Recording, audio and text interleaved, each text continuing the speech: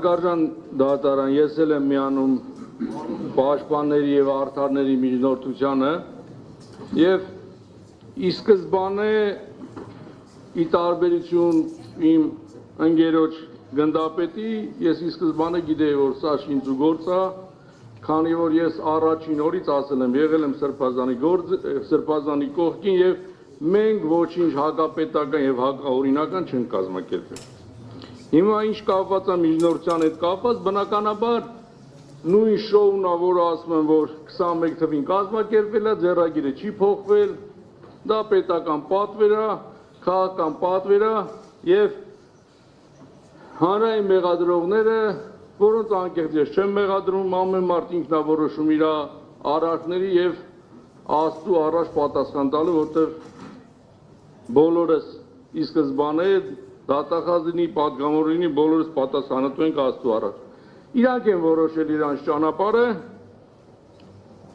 եւ այդ գործը տարել են առաջ, պարգևատրվել են Մղթար Գոշով, վարչության պետ են ստացել, որի համար էլի ուրախ ենք, շնորհավորում ենք, դա էլ իրանք են որոշել, բայց անկախ էս ամեն ինչից մի հատ կարևոր բան կա, էլի, դատախազ լինես, պատգամավոր լինես, կա տղամարդ տեսակ, էլի։ Հիմա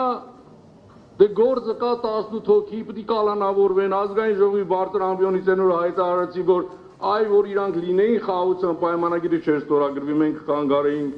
Հիմա խաղաղության պայմանագիրն էլ կա, բայց խնդիրը նա է, որ սրանից զատ կա մի հատ կարոկու մեջ կա Լիդիա Մանթաշյան կին։ Ես զարմանում եմ, այս մեղադրանքը Լիդիա Մանթաշյանի կարտարից հետո իրանք ոնց են գնացել իրանց տուն եւ նայ իրանց կնոջ աչքերին։ Ես ուզում եմ ասեմ, որ գոնե հիմա կամք ունենան, կամք չեն ունեցել այդ ժամանակ են իրանց պաշտոնապես ասողներին միգուցե իրանց որոշումը փոխվի։ Եվ ուզում եմ մի բան էլ ասեմ, որ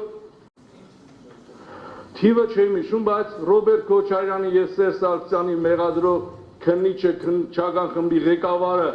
որը եւս ստացել էր Մղթար Գոշ, հիմա գտնվում է Վարդաշեն քրեակատվական հիմնարկում։ Շնորհակալություն։